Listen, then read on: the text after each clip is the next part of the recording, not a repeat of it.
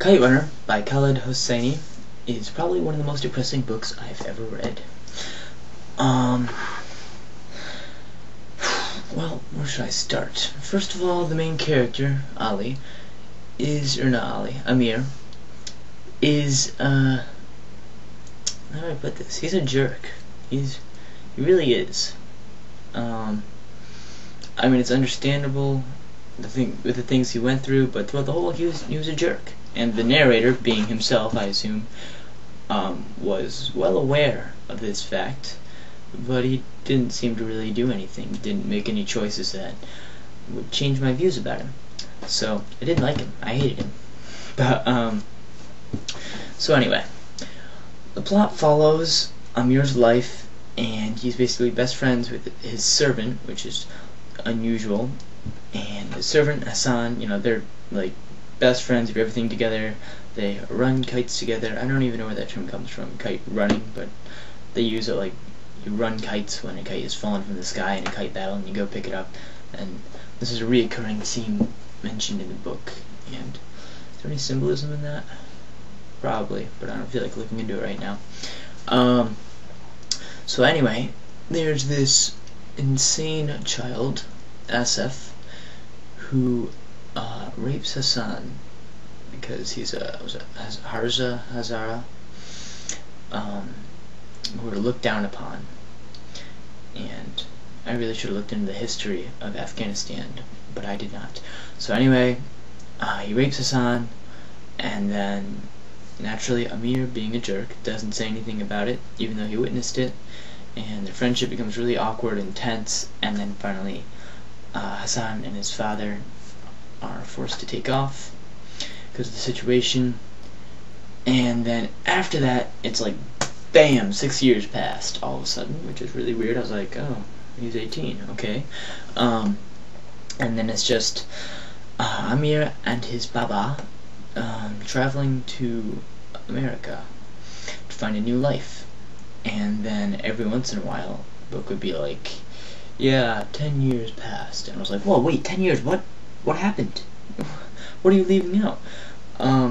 But anyway, and then he goes on to meet this girl, Soraya, and he talks to her like twice, and then all of a sudden he's like, I would like to marry you.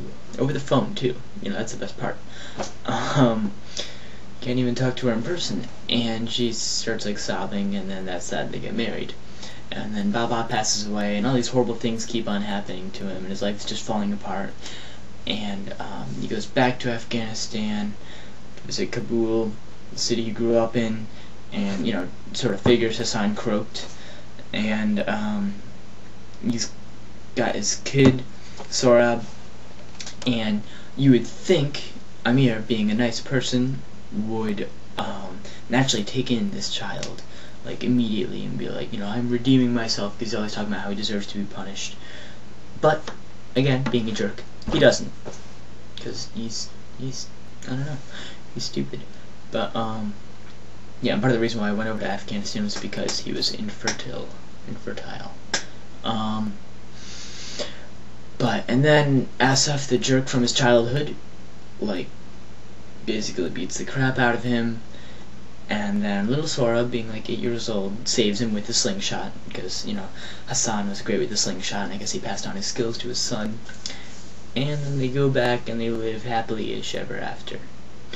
So, I liked the book. It was, tons of messages in the book. It was very deep. But the main character was just like, hello, he needs a wake-up call or something. He was just, oh man, he was awful. I don't know if I've ever despised main characters so much. Oh yeah, Titus from Feed. He was also stupid. It's just the stupid main characters I can't connect with, for the most part. But, okay, well, he wasn't stupid. He was just, what he saw in his childhood. He was messed up. His father was slightly abusive and aggressive, and had high standards for him, I guess. And he could meet those standards, and he had a rough life. As you can imagine, with everyone dying all around him. I don't know. But,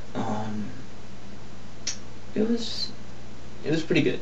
I mean, to check out the movie at some point just to see how that is, but people complained about the movie saying it jumped around too much. Yeah, the book did the same thing, although when it's a movie it's a bit different because, you know, the main character all of a sudden is played by a different actor, and it's a bit harder to connect. But if you can't connect with the character in the first place, you don't even care. It's just mildly surprising when 10 years pass and you're not even told what really happened, except, you know, times were good. The writing style was nothing terribly special, except for like a couple of really vivid scenes, which were great. But other than that, it was just, you know, decent. I got the idea. So, sorry for another short review, but that's about all I have to say for Kite Runner. In our next book, well, I'm really not sure what our next book is going to be at this point. I think I'll wait until next Monday or Tuesday to tell you guys what I've decided on. So there'll be 3 weeks between this review and the next one. Just because I haven't really decided what to do yet. The books I'm looking at are Winter Girls by Laurie Anderson. What was it? Wonderful Children by someone Bach. Charles Bach? That sounds right, Charles Bach. And then the other one,